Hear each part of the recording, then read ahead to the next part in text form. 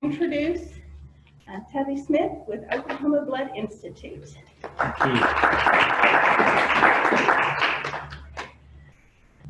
Thank you guys very much for giving me the opportunity to come here and visit with you about something I have a lot of passion for, and that is donating blood, because I know that it absolutely saves lives without a question.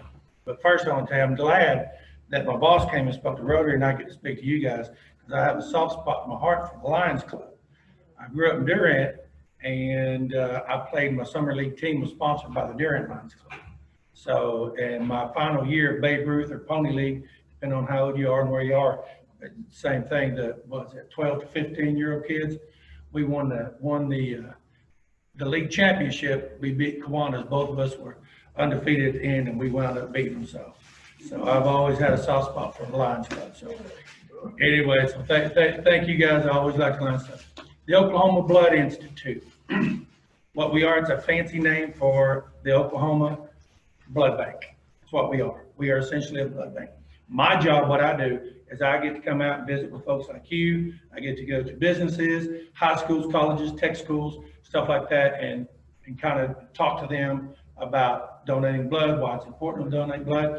I meet with businesses or folks like Ms. Deborah here and ask them, talk with them, work with them on putting on blood drives, and then assisting them as much as I can in trying to get folks to come in and donate. And speaking to groups like this, trying to pump you guys up so y'all go out and recruit some folks to come in.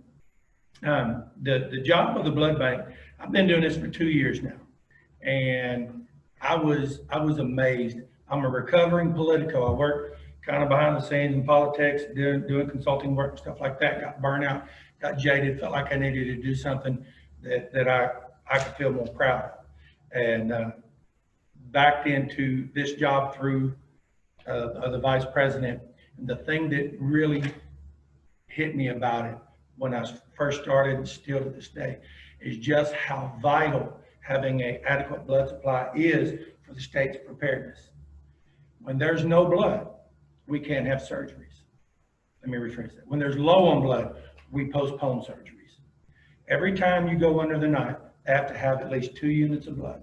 Whether they're going to need it or not, by law, they have to have that. So what happens is surgeries get pushed off and pushed off. And life-saving surgeries, they take priority. But a knee replacement matters. If your knee's hurting and you need a knee replacement or other non-life-threatening surgery, it matters. So we still have to have that blood for them. We are charged with what we need to do is get 1,200 units of blood every single day in the state of Oklahoma, just to meet the needs for Oklahoma. It's 1,200. That means we've got to have at least 1,200 people qualified and who are willing to donate blood every single day just to meet the needs. Susan didn't quite go into as deep as I will real quick, though, because I won't go into some of the stuff she went into. She got technical, a lot more technical than I can. But one of the neat things about the Oklahoma Blood Institute, how it got started, she touched on it. Back in the 70s, up until the 70s, Oklahoma didn't really have any blood banks. We relied on other institutions to send the blood into our hospitals. Oklahoma was at what was referred to as a blood deficit state. So a lot of surgeries were postponed and everything. A group of doctors got together because they got tired of it. Oklahoma wasn't high priority. We weren't California. We weren't New York. We weren't Texas. We weren't one of the big states. So we were not the priority. This group of doctors started a nonprofit organization called the Oklahoma Blood Institute. We are a 501c3. We don't want your money, we want your blood. But they got this thing started, and for I can't remember exactly how long, they would donate their time along with some of the nurses to come and accept the blood donations. They finally were able to build to the point where they could hire staff and get it going. The Oklahoma Blood Institute is now the 6th largest blood bank in the United States. Wow. And Oklahoma has been blood dependent since 1982. So that is an amazing story, and it's one that I really like to tell because I like to brag on Oklahoma as an Okie, but that's something that I did not know, and I tell my bosses, we need to do a better job of selling our story because we got a good story to sell.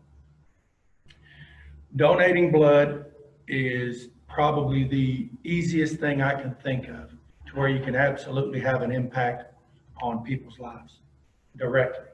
Every single time you donate blood, you're going to be helping save somebody's mom, somebody's daddy, somebody's brother, somebody's sister, somebody's son or daughter, or somebody's best friend. Every time, because the blood doesn't go to waste. We do not draw more than what we need.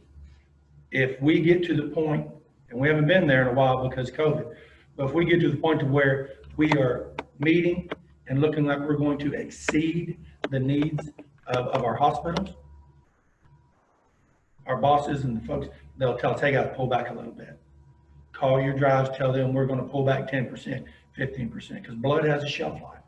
And the worst thing in the world we can do is take something as precious as a pint of blood and not utilize it to save someone's life. We'd rather stay in the donor until we need it. That makes sense? Instead of taking them out of the pool. Let me see here. I do this so much sometimes that I jump around, guys. I apologize.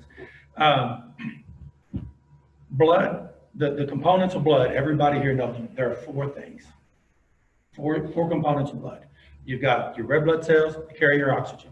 Your white blood cells, I kind of consider that kind of like our body's army that fights off infections and so forth. We've also got platelets. Platelets are kind of like God's Band-Aid for us. It helps with blood clotting and so forth. And then you got plasma. Plasma is primarily utilized for burn victims. I didn't learn this until I started working for OBI. But when you get a blister, the clear liquid inside that blister, that's plasma. So it helps heal the skin, heal the body, and so forth. The white blood cells, we can't utilize them because they're actually unique to each one of our DNAs. So like my white blood cells, if we were to put them in Deborah's body would recognize it as a foreign because it's DNA centric, and it would start attacking, you have trouble. But what we do is we'll take that unit of blood, that 1 pint of blood, and we'll spin it out and separate it. Technology is great. So we can take the red blood cells, just the red blood cells, just the platelets, and just the plasma, and utilize only what a patient needs. If a patient doesn't need one of the other three, then we just give them what they need. So it gives us that's why we like to say sometimes every donation can save up to 3 lives. You can absolutely touch up to 3 lives. The way we work these things, just so you guys know, and this is my pump speech to get y'all going, we supply 100% of the blood to McAlester Hospital. There's only, I think, in 3 or 4 or 5 hospitals in the entire state. They're in the far north that Oklahoma Blood Institute does not supply. Well, what we do, hospitals like y'all's here in McAlester, every year we put together a blood budget with them. They know about how much blood they're going to use from history, and they'll tell us we need this much for January, February, March, April, all the way through. And then, okay, we do that with all 160 something of our hospitals that we work with. And then we set down a blood budget. And they say, okay, Tubby, in your territory, we've got 6 counties. Tubby, in your territory, you need this much blood for January, this much blood for February, this much for March, on throughout the year. So we start scheduling, a while out and start working it and trying to make sure that we've got the blood, because we count on our blood drives hitting their goal, so we can then make sure we supply the hospitals that we need. Does that make sense? So the determining factor on how much blood we need is determined on the hospitals. So that's how we do it. That's why it's important. Not only because I want y'all to be at the Rotary Club, and I don't care if they see me saying that, but they were talking a little bit of trash. Anyway, but I want you guys to win, but also more importantly is I want to be able to save people. And this really hits me. My boss showed a video. I'm not going to show you a video. I'm going to tell you a real quick story, and then I'll answer questions. I get the opportunity. We'll do special blood drives, and we'll call it, it's referred to as credit to patient. For instance, a child may have cancer, leukemia, something to that effect. And a community wants to come together and have a blood drive to help offset the cost for the family, for the child, or any age. And those are always emotional because parents, they're so grateful. And I've got a daughter, it's the world to me, and thank the Lord she's always been healthy, and hope she stays that way. But I can't imagine what they're going through. the story that's always stuck with me happened down at Atoka High School this past spring, right before schools were closed down for COVID. I was at the school because it's a pretty big drive. We'll draw 60, 70 units there. So I was there to try to help and everything. And I noticed this boy came in and he seemed like he had something. I don't know why he caught my eye, but he did. And I for whatever reason, I kept watching him. And he went through the process, he screened and all that kind of good stuff. And I saw him on the bed. And for whatever reason, I kept watching him. And then I noticed when he got off the bed, he went over and sat over by himself, kind of waiting for him. I didn't seem emotional. So I wanted to make sure he's okay. So I walked over there and I asked him if he was okay. And he said, yes, sir, I sure am. Boy, he popped right up. Yes, sir, I sure am. And I said, all right, I just want to check on you. Look like something might be on your mind or something that happened. Did it hurt or anything? No, sir, it didn't hurt. And he said, I want to thank you. And I said, buddy, I'm here to thank you. You donated. He said, no, you don't understand. He said, 4 years ago, he called him Papa. He said, 4 years ago, my Papa was diagnosed with cancer. And growing up, I always deer hunted with Papa. Because everybody donated blood, my Papa's still alive. And I've gotten 4 more years of deer hunting with my Papa. And without what y'all do, he wouldn't be here.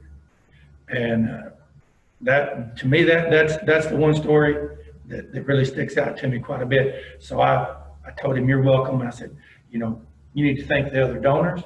And I said, you can thank the ladies who are doing the drawing the blood, because they do the hard work. I don't. And he said, I will do it. And that young man went by without interrupting. He'd stand by each one until they could turn and talk to him, and he thanked them. And it was stories like that really, really matter. And by the way, he was 16. He had never donated. He said, I've wanted to donate blood ever since then. I was told I couldn't until I'm 16. So I was 16 last month. So I get to donate today. So those are the kind of stories that push me and make me want to do it. Even if you're having a bad day and weather's bad and people are driving crazy, I'll reflect on those and so forth. So anybody have any questions on what we can do to beat Rotary? Yes, ma'am. Or any question. Right. Yeah. Does the life flights carry blood? Yes, ma'am. Very, very good point. Oklahoma is unique. I think we were either the first or second state. I think there's now just a small handful. I was told all of the helicopter ambulances, the life flight and lifeline, and I think there's 1 or 2, I can't remember. But we they changed the rules in Oklahoma to where they can now start carrying. So they now carry 2 units they carry an O negative and an O positive with them.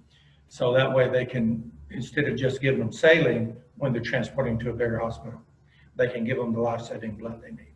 And it's made a tremendous difference. So yes, ma'am, absolutely. And go ahead.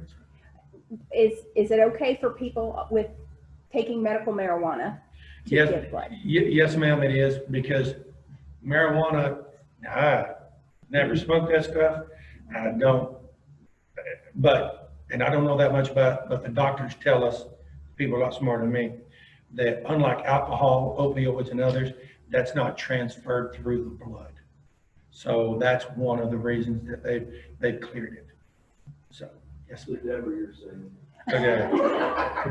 Yes, sir. How does the Red Cross fit into this system of collecting blood? The Red Cross is also a blood bank, and they do a really good job. Red Cross does, I think, a bang-up job on a lot of things.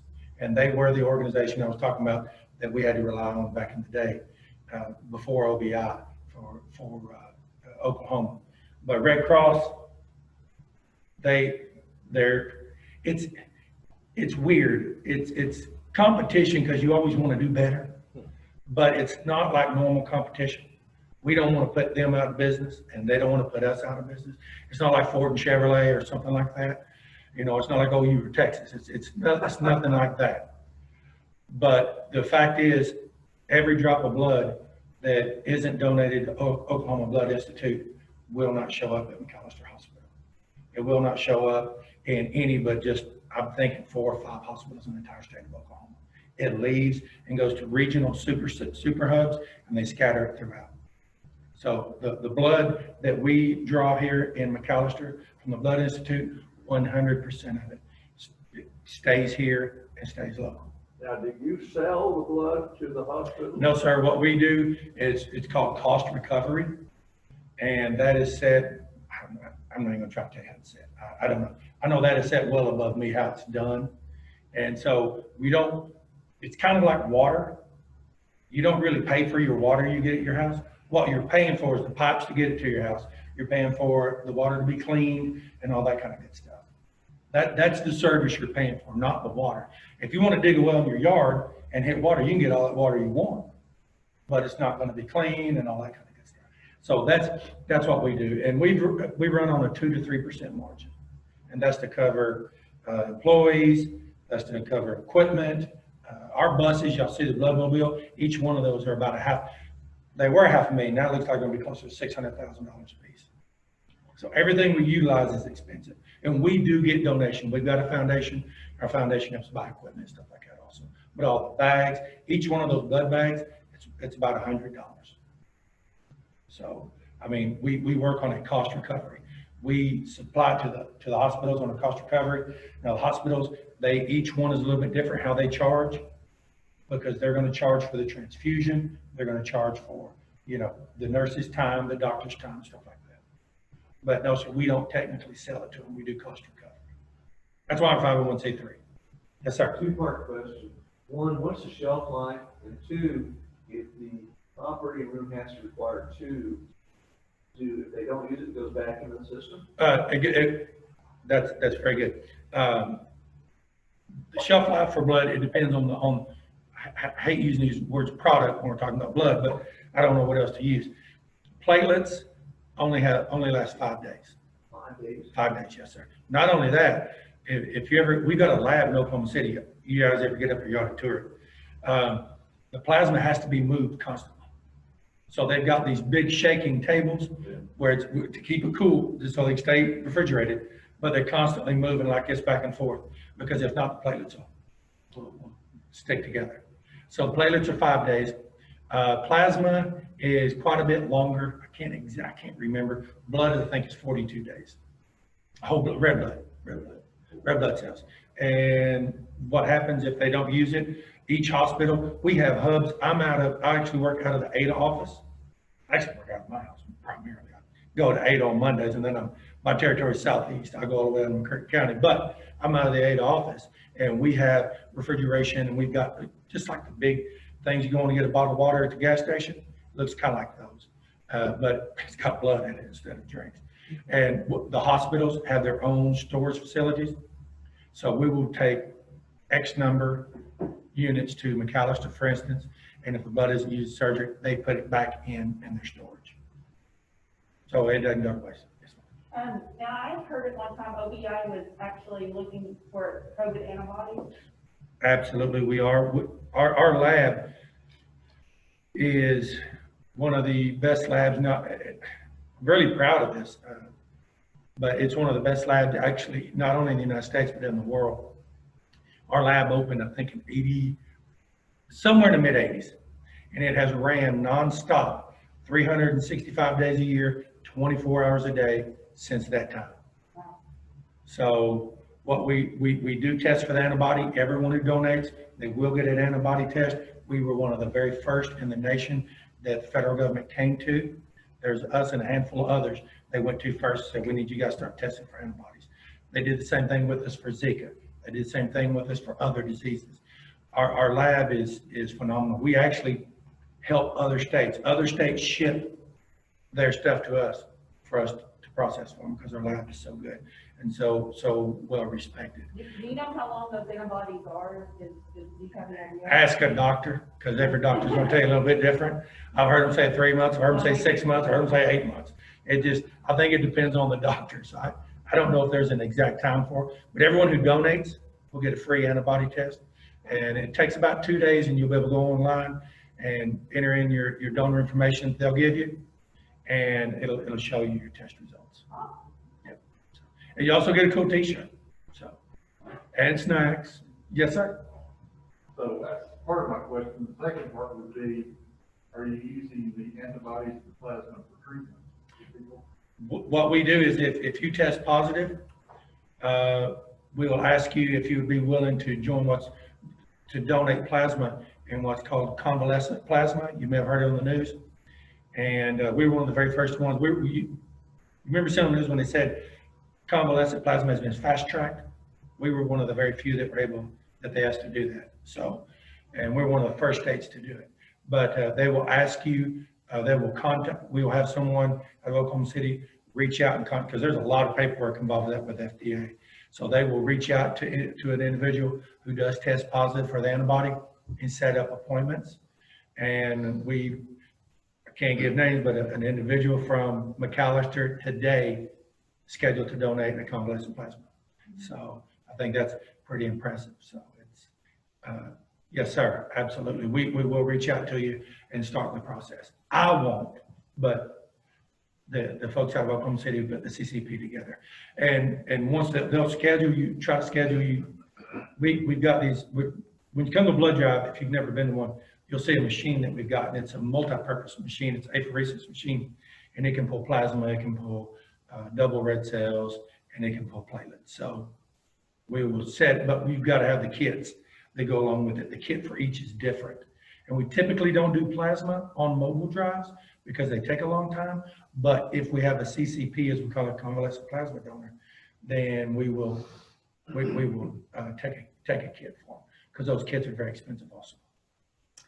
Can you schedule appointments for the blood drive? Yes, ma'am, absolutely. And I will make sure we get that fixed on the computer. You can go online to OBI, as in Oklahoma Blood Institute.org, and just we make it very bold there. Find a blood drive. So you type it in, you punch that, and then type in your zip code and the dates you're looking, and it'll pop up, and it'll ask you if you want to schedule an appointment. And just click yes, and it'll show you all the times that are available. Or you can contact Deborah. She got a low-tech sign-up sheet, so she can put that, you can put it on there as well. Appointments are highly recommended, and make sure we run a little more efficient. That way we don't have, all 45, because I think we're going to hit 45 there. We don't have all 45 show up at the same time. So that will make it a lot smoother. Oh, anybody? Oh, I thought somebody. Oh, I saw your hand move. Sorry, my master. Yeah, you don't want to go to an auction where Yeah, that's right. That's right. Well, guys, thank you all so much. And I really appreciate the opportunity to visit with groups like this, because you guys are influencers. You all know, I just meeting you on here today, but people who are in organizations like this, you guys know a lot of folks, and y'all are influencers. You can talk to people, and the number one reason people don't donate blood is because they weren't asked, without question. If you don't ask them, they will never donate. And we lost at one point over 30,000 units due to COVID. All the high schools shut down, the colleges shut down, the VOTEC shut down, a lot of industry shut down. We've got a lot of industry partners who, even though they were up and running, they weren't allowing outside people to come in. So we lost the blood drives there too. So we are doing everything we can to catch up. No one's had to go without blood yet. But when I was at the lab last week before last, anyway, I always like to walk through them, because the big lab in Oklahoma City's got a long row of those drink refrigerators, I don't know what you call them. They look just like them. So, and the first time I saw that, I'll never forget it. It just hit me how much blood was there. I was stunned at how much blood. I was like, my goodness. And the guy giving me the tour, he said, well, tell me, we've got to turn that over about every 2 days. And I said, you got to be kidding me. He said, no. He said, that's why your job's important. Got to get out, got to get the blood. When I was up there last week, it was about 30% full. And I'm being generous there, maybe not even 30. And it hit me hard, just how far down we are. And surgeries are needed. I mean, even if they're not life-threatening. So anyway, so if you guys will do it, if you'll use your contacts, family, friends, neighbors, people you go to church with, people you do business with, just ask them to come donate. And if they want to give you a time, Deborah will take it from you, and we'll work them in. If they don't want to set an appointment, tell them to come anyway. 16 years and older. If they're 16, they need to have a parent signature. So a parent needs to come with them so they can sign and get it done. But other than that, I'm looking forward to a really good blood drive and hoping that Lions Club wins a trophy, because I want to keep it here, because we'll present it. I want to come here and present it to y'all. I don't want to go back over and present it there. But thank you guys so much. Now, I asked about the medical marijuana because I'm pretty sure there's probably a lot of people who are using it that don't give blood because they probably think they don't qualify. So, I personally don't use it. I just want to make that clear. But if people that do, and it's, legally, they can still give blood. It is going to be from 10 to 3. I was thinking it was 10 to 3. That would be great on Saturday, October 17th. Also, when you're doing your, getting ready for the blood drive, you get asked a lot of questions. You can go onto their website and do those questions that morning. It'll give you a little code that they'll put in. That's going to make you get through there so much faster. Or you can do it on your phone. Yeah, you can do it on your phone and You show can them the code. Then they just scan that in and you're going to be a lot quicker. They'll still check your iron, but that's going to make the process so much faster. I highly recommend that. I do it every time I go. And all right, well, if there's no more, yes? I have something. Okay.